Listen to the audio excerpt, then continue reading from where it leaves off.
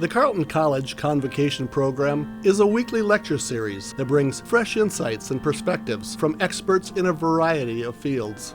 The program has a rich history dating back several decades. The selected convocation speakers assist the liberal arts mission of centering thoughtful conversations within education and beyond.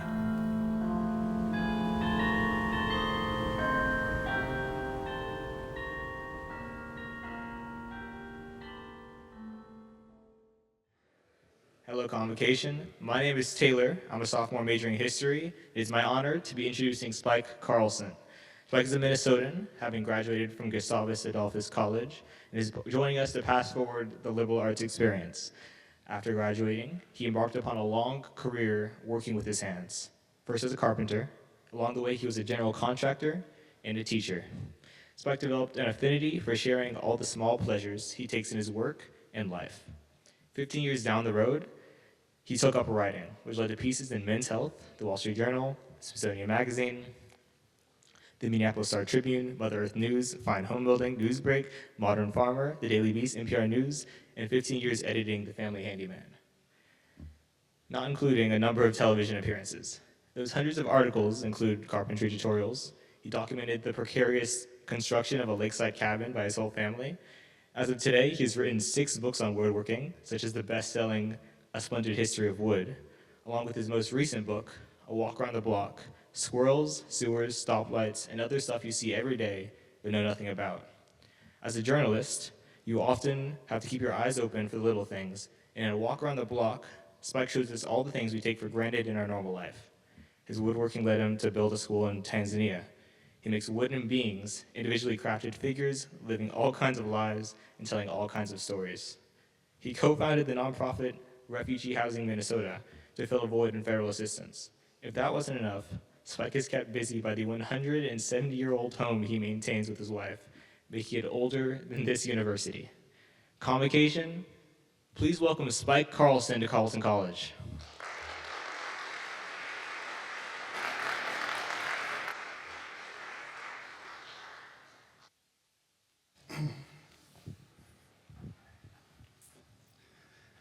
Thank you, Taylor. And thank you, Nolan and Stephanie, for arranging this, and thank you all for being here. I'm a graduate of Gustavus Adolphus College, and being here at Carleton reminds me that there's no better launching pad in life than a good rural liberal arts college in Minnesota. So I'm going to begin this presentation with a quiz, and you can some of you have little pieces of paper. If you need a little quiz sheet, you can raise your hand or pass them out or they're around. But anyway, you can also do it on your phone. And this is a quiz that's based on a walk around the block. And since I'm sure many of you walked here, walk around your block, walk around your neighborhood quite a bit, you shouldn't have any problem answering these few questions. So number one, what is the most common street name in the U.S.? Most common street name in the U.S. How long does a stoplight stay yellow? This is something you encounter every day. How many sides do the bolts on a fire hydrant have?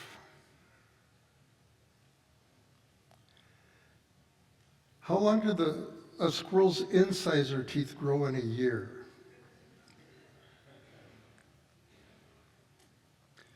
What percentage of people in the Twin Cities live within a 10-minute walk of a park? And how many pounds of garbage does a typical American generate in a year? So those are the questions, and you can tuck those sheets away for now, and at the end we'll get to the answers.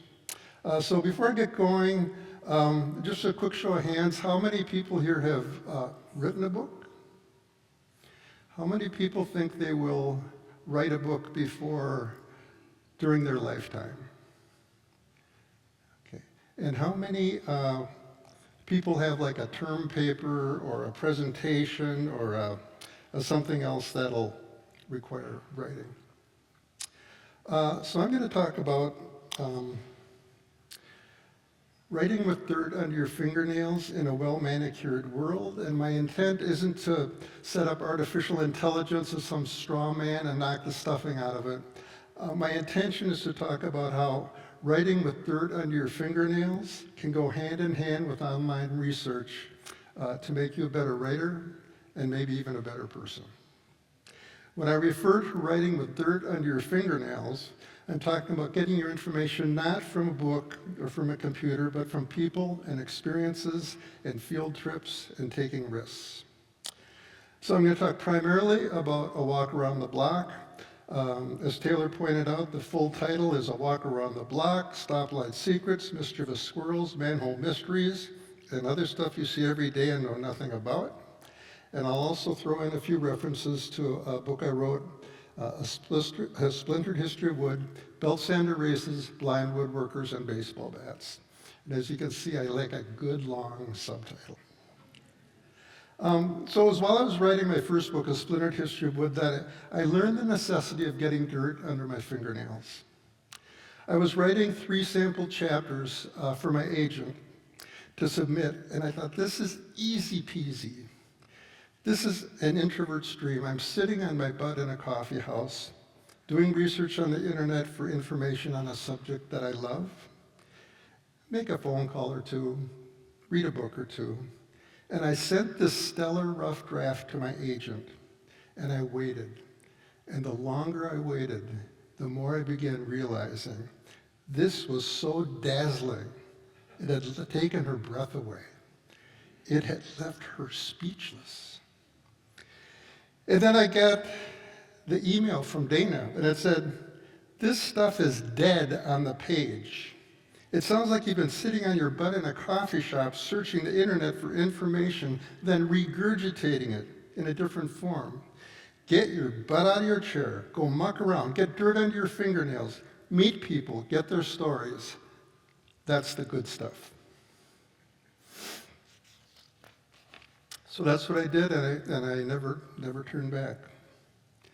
So I'm going to kind of break it down into 4 categories of getting dirt under your fingernails.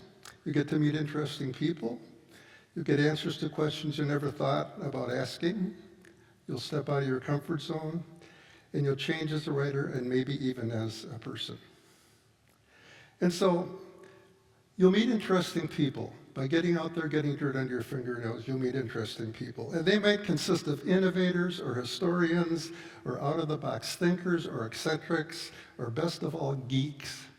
Geeks are the very best people to get interview with because their knowledge knows no limits.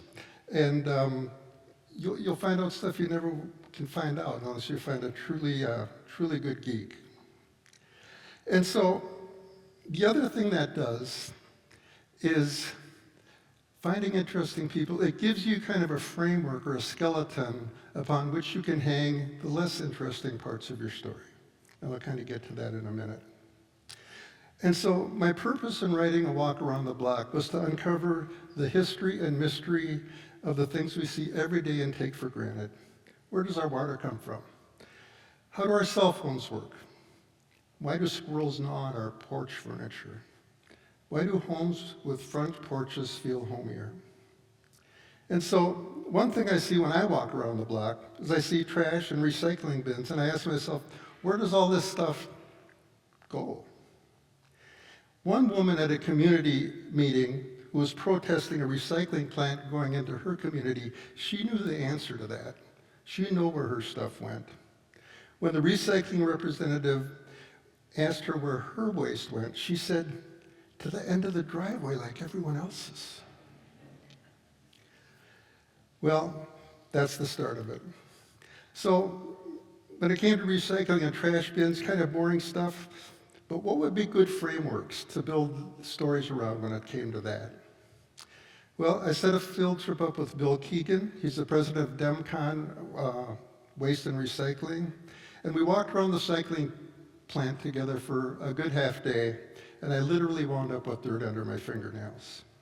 I watched as a parade of collection trucks disgorged 10-ton loads of mixed recyclables onto a massive floor every 5 minutes, and then watched a massive front-end loader come and take this stuff and dump it onto a conveyor belt. And then we followed this conveyor belt up a long flight of stairs to a sorting cabin where 6 workers scanned every single piece of recycling that went by them. And these workers were the first line of defense, and they were looking for oversized, dangerous, blatantly unrecyclable, or items that could damage machinery further down the line. And so as I'm standing with Bill, he explains above the roar, "You can't believe the stuff we find in here. We find 10s, 20s, hundreds, entire billfolds, hundreds of dirty diapers. If there were an inventor's competition for the worst thing to be recycled, it would be a diaper. A plastic thing with elastic bands and cotton holding crap. And not one part is recyclable. And they don't smell that great on a hot day either." And so he goes on to explain how they found turtles, lawnmowers, hand grenades, syringes. At one point, I turned to watch one of the workers, and she pulls a bowling trophy out of the conveyor belt with one hand and a bra with another. The other thing you learn about is little things, and how one little lithium-ion battery put in the recycling when crushed can burn down an entire recycling plant, and that's what happened with Demcon. So you spend the rest of the day moving between conveyor belts and blowers and crushers and magnets and AI sorting machines, and by the end you have a pretty good idea of how complicated the process is. By the way, we do a pretty good job when it comes to recycling. About 92% of the stuff we put in a recycling bin actually gets recycled. The other 8% often comes from well-intended people unsure which bin to put it in, and then tossing it in the recycling bin hoping that it can be recycled.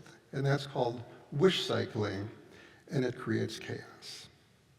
So I learned a lot about recycling at the recycling plant, but this section needed a human face. And that human face was that of Bea Johnson, the priestess of waste-free living.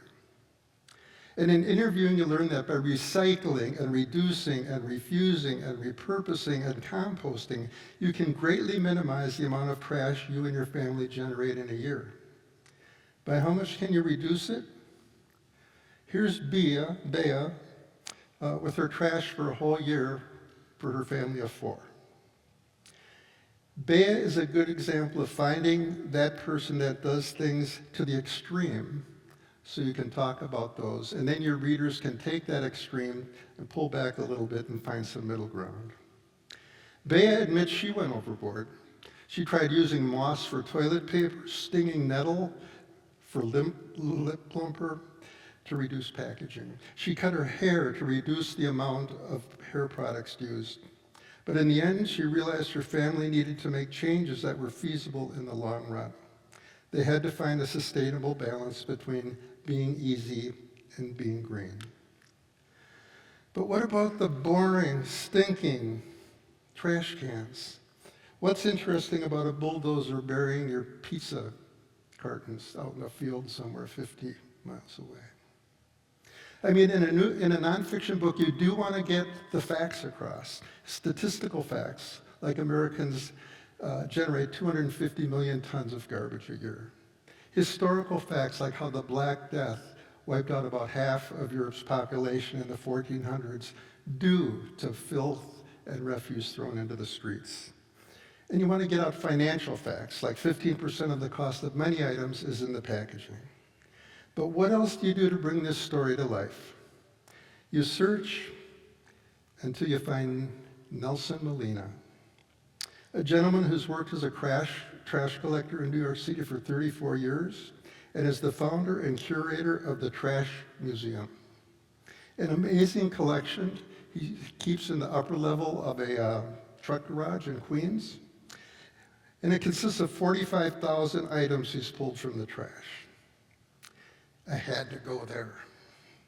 And here you'll find autographed photos of Jackie Kennedy, taximeters, 12-foot papier-mâché moons, Fender guitars, 125-year-old stained glass windows, Picasso posters, dozens of autographed baseballs, 5-foot sailfish, and a collection of Superman dolls. And in the book, I quote Nelson as saying, this is a guy who's collected trash for 34 years. Even in the garbage can, even in the garbage bag, I can hear the difference between the rattle of a Coke bottle, a wine glass, and a vase. Or if a building usually has 5 bags and 1 week there are 10, that tells a story. If you give me 3 months, I could furnish a 3-bedroom apartment, no problem. And using Nelson as a framework to hang some of the less interesting information on, you can put in information like how trash collecting is one of the most dangerous occupations in the US, and how Denmark uses trash to power 150,000 homes a year, and how the average useful life of a single-use plastic bag is 17 minutes, but it can take 100 years for it to decompose. And what it decomposes into isn't all that great either. So you get to meet interesting people. What's another benefit of writing with dirt under your fingernails? Well, you'll get answers to questions you never thought about asking. So I was interviewing Josie Tays at the Minnesota Department of Transportation about signs. Signs are something we see every day. We take them for granted. I wanted to find out more about signs. And so we're talking, and we find out how guidelines evolve that the more sides a sign has, the more imminent the danger is calling out. And when this regulations went into effect, the circular trains were the most dangerous thing that they had to call. So that had multiple signs. Then you go to the stop signs, and then you go to the warning signs. And getting information, how drivers pay almost no attention to speed limit signs. You go by the feel of the road. So if there's a road where that's marked 45 miles an hour and people are going 50, if you lower the sign to 35 miles an hour, they're still going 50. And so I'm going on getting this information, and then Rick Sundstrom, a guy who's worked in the sign department for 51 and a half years, sticks his head in the door. And when he started making signs, they'd cut the letters out by hand, position them by eye, stick them on with adhesive tape. And he's an absolute fountain of institutional knowledge. But he changes the conversation Josie and I are having to something completely different. He changes it to sign theft. And he explains, we couldn't keep the Minneapolis population, 432,000, in place. Stealing them became a fad. College kids would get drunk, unscrew them, then put them in their dorm rooms. And he expounds upon how mile marker 42, the symbol for International Pot Smoking Day, April 20th, they were so frequently stolen in Colorado that they replaced them with markers reading 419.99 miles. And those became so popular, those were stolen too. And you learn that the people for the ethical treatment of animals once asked the city of Caldwell, Idaho, to change the name of Chicken Dinner Road to one that celebrates chickens as individuals, not as beings to kill, chop up, and label as dinner. So by writing with dirt under your fingernails, you also get context. You get the bigger picture. And so when I was writing A Splintered History of Wood, I drove to Wisconsin to interview a bow maker, a bowyer, who handcrafts bows, long bows out of yew and Osage orange in the tradition developed in the 1400s. And it really changed the whole way battles were fought. It used to be close up, hand to hand. With the evolving of the longbow, battles could be fought at longer distances. So he explains things, how when he's making a bow, he finds a stave where one side is highly flexible softwood, and the other side is a springier heartwood. And by positioning those right, he can make a bow that will travel 600 feet, the length of a couple football fields. And he explains how the best glues for making bows come from the mouth of a sturgeon. and how yew trees he uses are coveted not only by bow makers, but also by drug companies since they yield Taxol, a powerful natural cancer-fighting drug. And when we're done, he invites me to his home for a bowl of soup, a place lacking modern conveniences, but ever so warm and inviting. And it provides context and the realization how passionate this guy is, how he lives what he does. He lives the history of the bows he makes. And I was leaving, he said, sometimes I'll be standing there with an axe in my hand, splitting out a bow stave, and I think that 50,000 years ago, someone else was doing the exact same thing. The axe was probably a flint blade, but their intents and purposes were the exact same as mine. And so you get context. Another thing you get is information after the microphone has been turned off. And so I was researching mail. Again, mail is one of those things we take for granted. You go out to the mailbox, there it is. How did it get there? The story is actually fascinating. So I started out trying to find out, where did all the corner mailboxes go? And then I started looking into, how does mail get sorted and quickly delivered every day with so much accuracy? And so you delve into the history, and part of the history is of a time when you could ship children by U.S. mail. It didn't last long, it was a short era. Or of the time Harry Winston had such faith in the U.S. mail that he sent the Hope Diamond to the Smithsonian in a plain brown envelope stamped fragile. But in the end, what I really wanted to find out was how mail actually gets into our mailboxes. So I asked Elizabeth, our postal carrier, if I could tag along someday, and she thought this was an okay idea. So I shadowed her on her route one steamy afternoon, and I learned she's on a rotating schedule. She never works Sunday, but she'll get Monday off one week, Tuesday off the next week, meaning she rarely gets 2 days off in a row. And then we talk about the U.S. mail motto, neither snow nor rain nor sleet, can stay these couriers from their appointed rounds. And I asked her about that, and she says she'd only been stayed from her appointed rounds in her 18 years of delivering mail twice. Once was when the temperature hit 30 below, and that was on her day off. The other time was when it snowed so hard the roof of the Metrodome collapsed. And it's never too hot. They just tell us to take more breaks and stay hydrated. So what I wrote after spending an afternoon delivering mail with Elizabeth was this. Along the way, she greets Lily the cat, quizzes an Alaskan Malamute as to the whereabouts of Nani, her yard mate, and greets everything on 2 or 4 legs. Some postal workers, though against policy, distribute dog treats along the way. It's better to be a friend than a stranger, Elizabeth explains. Since being bitten by a German Shepherd a year ago, she keeps a can of dog repellent on her hip. She's not alone in her canine injury. Of the 13,000 mail carrier injuries in a year, 6,000 are attributed to dog bites. Other hazards, slips, falls, vehicle accidents, repetitive motions abound. In fact, the U.S. Post Office ranks 4th in companies with the largest number of serious accidents, just behind chicken processor Tyson Foods. And so what does Elizabeth do after walking 7 miles a day on her route? She says, I take the dog on a 3-mile walk. I love walking, but you'd have to pay me to run. So that's kind of another thing. Get dirt under your fingernails, go out there, do stuff, talk with people. You'll also step out of your comfort zone.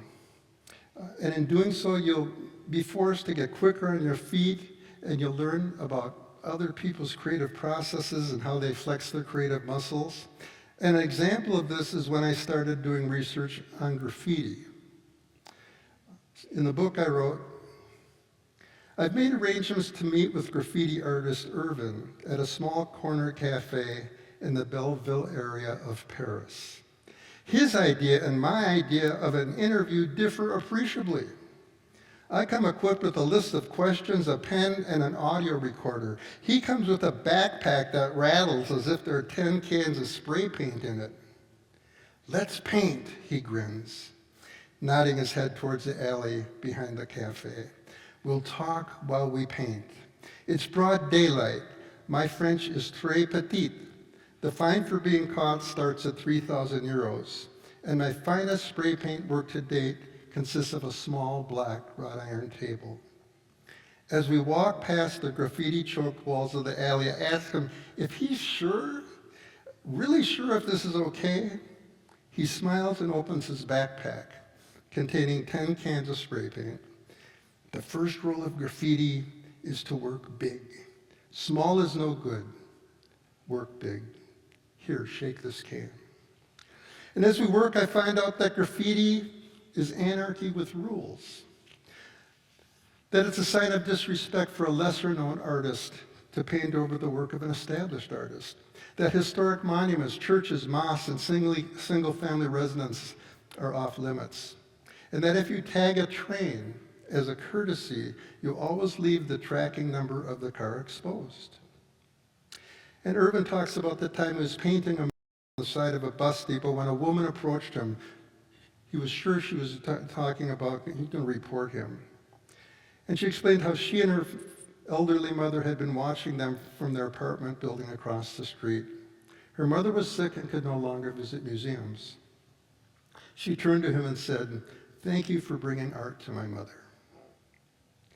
Another time I stepped out of my comfort zone was when I wrote about roadkill.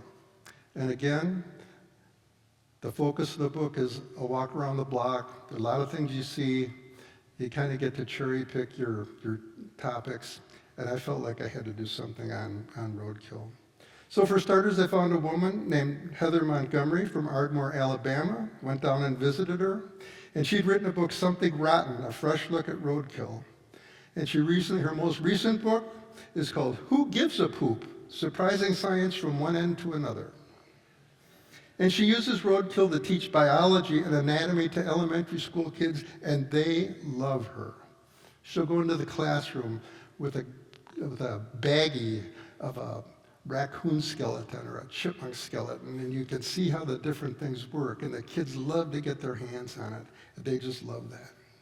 And she explains how a simple apple core tossed out the window can lead to one roadkill that can lead to another roadkill. And her enthusiasm is contagious. And I got some great information from her. But I knew I needed to add one other subject to round out the story. So I looked around, and yes, I found the West Virginia Roadkill Cook-Off. And when I talked to the organizers a couple months before the event, I just offhandedly said, you know, if you need a third judge, just give me a call. And about a week later, he gave me a call. And then a few weeks after that, I was wearing a judge badge on my shirt. And I consumed, amongst other things, wild boar, bear, venison, and rabbit. In previous years, there'd been snake, turtle, squirrel, and raccoon on the menu. I ate Bad News bumper tacos and side ditch dough, as well as honest-to-God made-in-the-woods moonshine. And while this experience took up less than a page in the book, it made a great story. It drew an inordinate amount of attention by the press, and it resulted in multiple interviews, and the Star Tribune asking me to do a section on this in their food section. So if you're a writer and want to garner some publicity for your book or for an article, get some dirt under your fingernails. There's so many opportunities. Today, I'm not even going to cover walking through the sewers of Paris or spending 3 days as a pigeon racer or interviewing Jimmy Carter or applying for a permit to wear high-heel shoes in Carmel, California, or the time I spent interviewing a squirrel linguist. So go ahead, whether you're writing a fictional book or a term paper, an article, a thesis, getting ready for a presentation, step out of your comfort zone. It's worth it. Finally, you'll change as a writer, maybe even as a person. You'll become more comfortable with the extrovert in you. You'll learn that talking to strangers is rarely a negative experience. And even if you do have a negative experience, that can be a good part of the story too. And you'll change lots of different ways. You could change physically. I spent a day walking with Linda Lemke, the Nordic walking queen, and she changed some of my exercise habits. She introduced me to Nordic walking, so we walked together for an afternoon. And in the book I wrote about my time with Linda, Nordic walking is defined as nothing more complex than walking with a pair of specially designed poles. When you walk naturally, you swing your arms by putting poles on the ends of those arms and pushing off with each step. Good things happen. While ordinary walking engages 60% of your body's muscles, Nordic walking engages 90% by working the upper body, the arms, the core, and the back. And because more muscles are working, it increases calorie burn by 20 to 40% and heart rate by up to 30 beats per minute. It helps build bone density. The poles reduce the impact of each step and turn you into a quadruped to decrease the risk of falling. So eventually I bought Nordic poles. It changed me kind of physically in that way. But it may also change some of your day-to-day habits. My interview, the time I spent with Bea Johnson, just how she had taken the recycling thing to extreme. Again, this is her with a year's worth of trash for her family of 4. You take that information, you learn from it, and you scale things back a little bit, and you change in that respect. And then, during the course of writing A Walk Around the Block, I probably conducted 75 or 80 different interviews. And I had a lot of big experiences along the way, but I also had some small ones. And one of those experiences didn't even make it into the book, but it made it into my heart. As I was leaving the Xcel Energy plant, after interviewing workers about the science and magic of generating electricity, I came across a truck driver. This is a big, burly, gruff guy, standing in the middle of the driveway, waving with one hand and clutching his heart with the other, and knowing he was having a heart attack. I jumped out of my truck and began dialing 911. But as I got closer, I noticed he wasn't clutching his heart. He was clutching a duckling, a day-old duckling.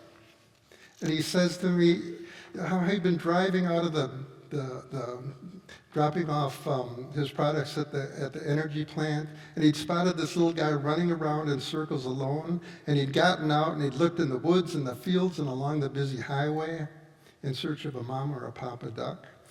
And he asked me to help, so we searched together. We looked everywhere.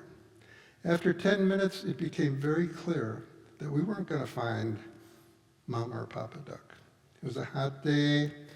We were near a busy highway and a busy truck entrance. This little guy didn't stand a chance. And the truck driver asked me if I could take the duckling with me. But I was on my way to other interviews, so we parted ways. And as I'm driving away, I look in the rearview mirror and I watch this big, gruff, greasy, insensitive, redneck truck driver open his lunchbox, take out the sandwich and thermos, and carefully place the duckling inside. What does this have to do with the book? Nothing. It didn't even make it in. What does this have to do with life? I'd say everything. Because connecting with real people and real experiences in the real world makes us feel alive. When we get dirt under our fingernails, something no computer or search engine or AI app can help us do, we become better writers, better storytellers, better people. One of the beauties of AI is it can do a lot of the time-consuming legwork, which leaves us more time to get out into the real world, to get dirt under our fingernails. When we write with dirt under our fingernails, we add information to the world, not just rearrange what's already known on the page. At the end of a long day of writing and interviewing and scrubbing the dirt from under your fingernails, think of the interesting people you met that day. Think of the new things you had the thrill of learning. And think about the satisfaction you feel in becoming a better person a better writer. Thank you.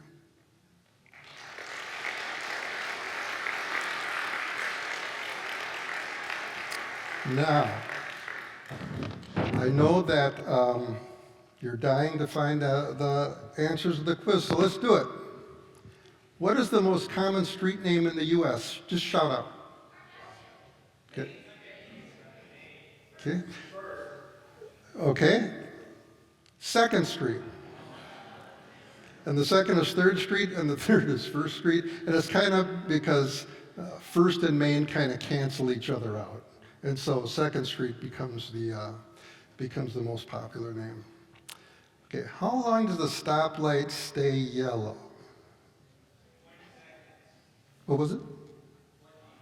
Okay. It varies. It varies. Divide the speed limit by 10 to get the number of seconds a stoplight stays yellow. So if you're in a 55 mile an hour zone, it'll stay yellow for 5.5 seconds. In a 30 mile an hour zone, it'll be 3 seconds. And then you can tack onto that, a stoplight always stays red in both directions for 1.5 seconds. So when you're kind of eyeing whether you're going to make that yellow light or not, now you have some information to back it up. How many sides do the bolts on a fire hydrant have? You guys, your dog knows. Yes, 5. 5 is correct. 5, sometimes 3. 4, 6, and 8-sided bolts are easily opened with a standard wrench. And so they do it with 5 sides or 3 sides to minimize vandalism. Does anyone have a guess which city in the U.S. will still allow people to get a permit to open the fire hydrants to cool off on a hot day? New York. It's the one place. You have to go get a permit, someone has to come out and do it, but they still allow it. Okay, this one I'm sure you all know. How long do a squirrel's front incisor teeth grow a year? I'll just run through this. 6 inches. And here's one where this picture is over. And it's because, nature has given squirrels this anatomical advantage because of all the nuts and acorns and walnuts and hard things they chew on. And because it wears them down, nature keeps feeding longer incisor teeth. The bad part of this is if a squirrel is in a situation where it can't gnaw on something hard, its teeth will continue to grow and eventually lock up their mouth and they'll die. What percentage of people in the Twin Cities live within a 10-minute walk of a park? How many? You are so close. Close. The answer is 99%. So, and Minneapolis, St. Paul rank as at the top of the heap in terms of cities and proximity to parks. Generally, it's about 57% of the people in the U.S. live within a 10-minute walk, and I believe it's in Arizona where that drops significantly.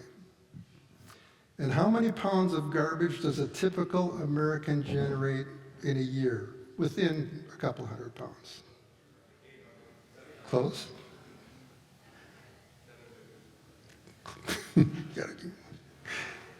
It's 1,606 pounds of garbage per year per person.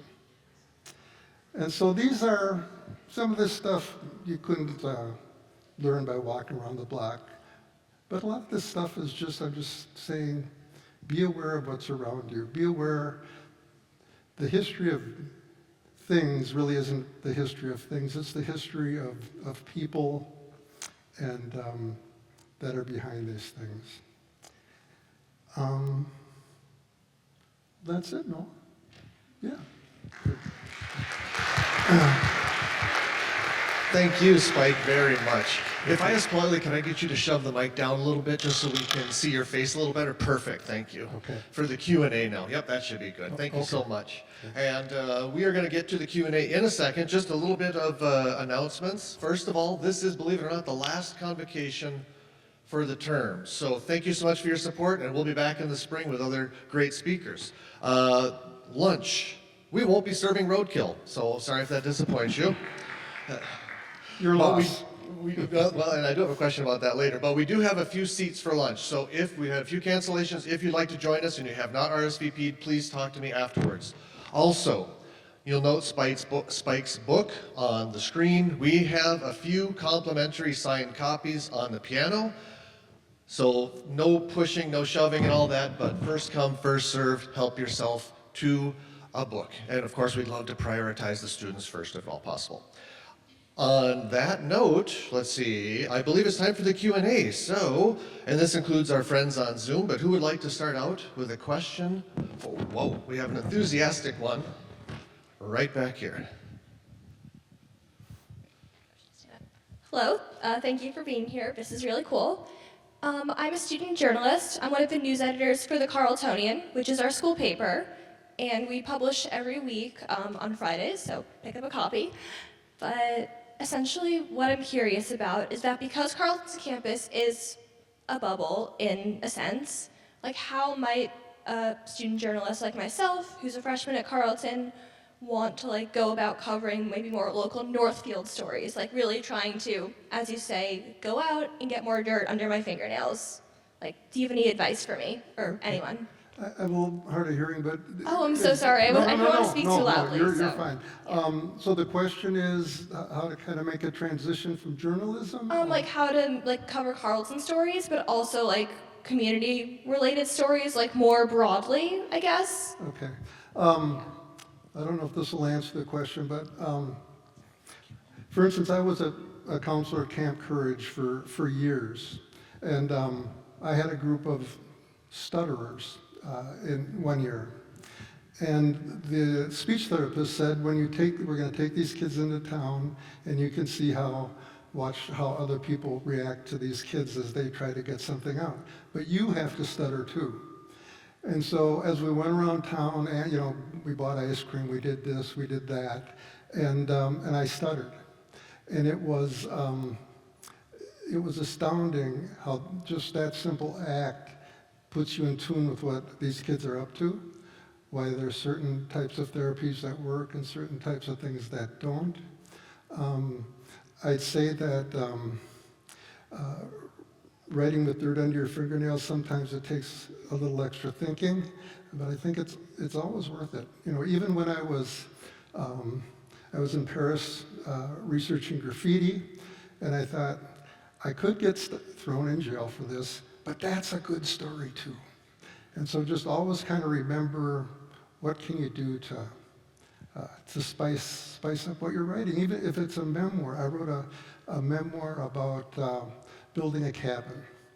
And I use that as an anchor to talk about blending families with my wife, Kat, and things I learned while I was in the construction business and, thoughts on life and things like that.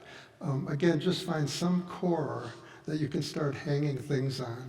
And it gives it continuity. It'll help you arrange your stories a little better. So. Hi, Spike. Thank you for your talk. My name is Leo. I stand for a lot of the things you're talking about, and I really appreciate that. Yeah. I have a two-part question for you, and I'll ask the second part after I get an answer for the first part. So the first part of the question is, what is a question you wish people asked you more? A question? Well, writing is it would be about writing. When asked for a show of hands on writing, there were a lot of hands that went up. And I think a lot of people don't ask themselves the question, why do I want to write a book? Is it a memoir for 10 people in my family further down the line? Do I want to make a lot of money?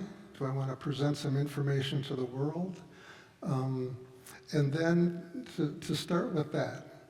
And then if you're going into, my publisher is HarperCollins, and if you're going that route, there's a lot of things you need to do beforehand, getting an agent, and you just pay your dues. And so I would say one question I wish people would ask more would be, I've worked with small publishers, medium-sized publishers, and big publishers, and they all kind of react differently to things. And so I guess if people ask more about that process. So then let me ask you, what was that process like for you, and why do you write? I'll just give a brief synopsis that when you're writing a nonfiction book, your agent wants to see 3 chapters that are fleshed out, a TOC, a sense of who your audience is. They want to know about your social media presence. And based on that, the TOC is the table of contents. Based on that, your agent will feel that they have enough to go to publishers with. Publishers use agents these days to pre-screen things. Agents need to maintain their reputation, so they're not going to pass something on to a publisher that they think doesn't have any legs. And so if you're in the nonfiction world, find your 3 best subjects, nail them, spend half a year on getting those done, follow the other guidelines. If you're doing fiction, they want to see the whole thing. They might see the beginning, but they want to see the middle and the end. So it's a different ballgame with that. Thank you for the question.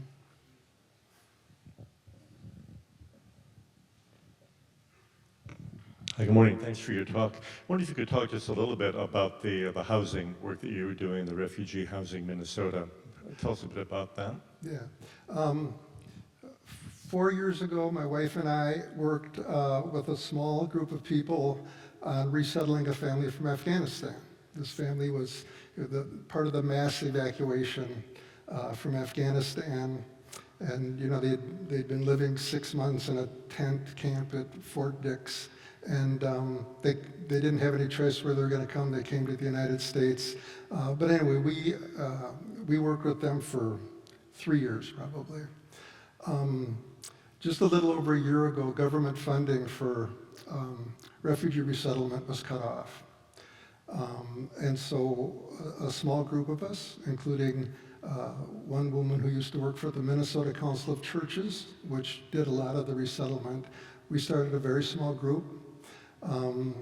We are, again, dirt under our fingernails when we work with folks. We've gotten roofs over the head of about 200 people in the last 10 months. During this last tumultuous time in the cities, we started delivering food. We found that about 80% of the people we had found housing for were in the gray area of their legality. They were here waiting for asylum hearings. They hadn't got their green cards yet. Everyone we work with is here legally, but people were so afraid to go out and work because of the gray area.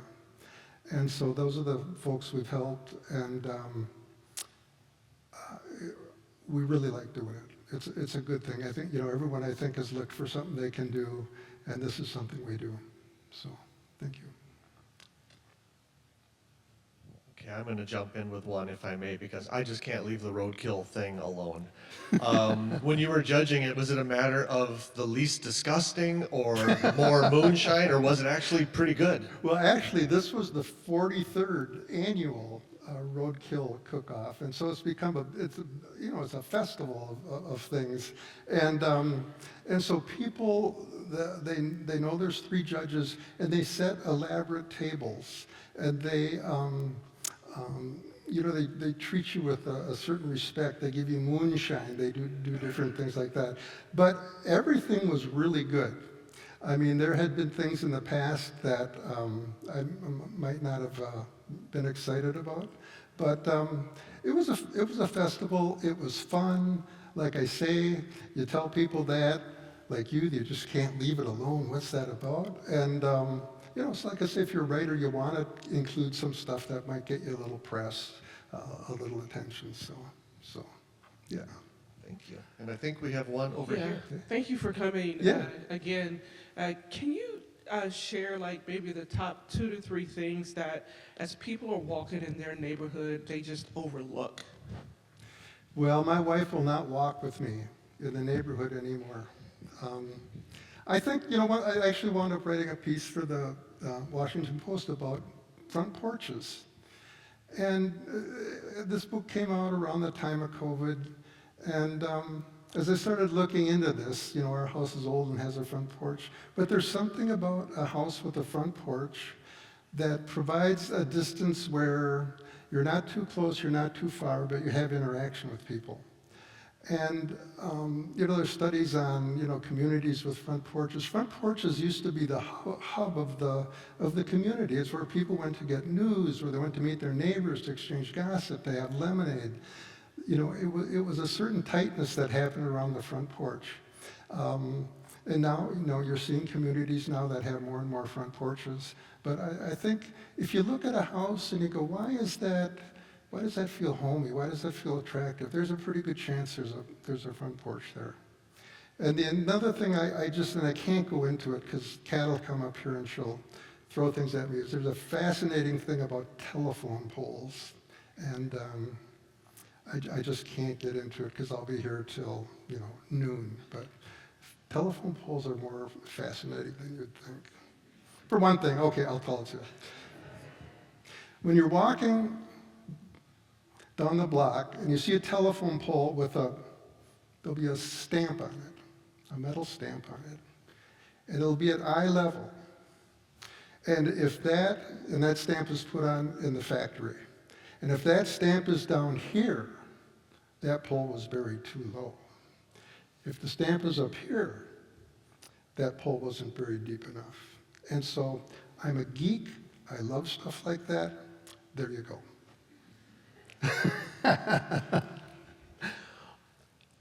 Hi, I'm curious about where you get your inspiration for what to write about. It seems like a splintered history of wood might draw a lot on your experiences and the things that you are passionate about, but a walk around the block seems to draw from just all sorts of miscellaneous things that you may not have known a lot about to start with. So where do you get inspiration in finding these different things to write about? I found with both books, you maybe have half the book kind of scoped out. What would be good things? You do that. And then as you research those things, it leads to other things. And you'll talk to, for instance, I spent 3 days with a pigeon racer, and we did everything from releasing them from a block away until there was a 100-mile race. And I went to the weigh-in, I went into all these other different things. And so you start working on one idea and another idea will crop up. For instance, with a walk around the block, they give you a page designation, I think was 320 pages, and I overwrote. When you overwrite, you can do 2 things. You can go in and prune out each chapter, but what you wind up pruning out is the funny stuff, the good stuff, you know, the non-information stuff. So I just took 4 chapters and just threw them out, and I kept the chapters whole that I had written. So, what was your question? I think I went way off bit. Yeah. Well, I guess it really does. And then when people hear you're working on a book with this or that, they say, "Oh, you got to talk to this guy, or you got to talk to that guy." And so it just evolves. You could pick. I knew someone who wanted to write a book on cribbage and just had a very vague idea. And by the time he was done, he had an entire book. So you just kind of keep your eyes open. So. Spike, I apologize if I missed this during the introduction, but tell us again, how did you support yourself before you became a successful writer? How did I support myself? Yes. I was a carpenter. I was a carpenter. Well, okay, so like, all good, hippies of my day, I went to Gustavus. From there I taught for 2 years, and then during one summer, I took the summer off and but anyway, I became a carpenter. Then I had the opportunity to work for Family Handyman magazine.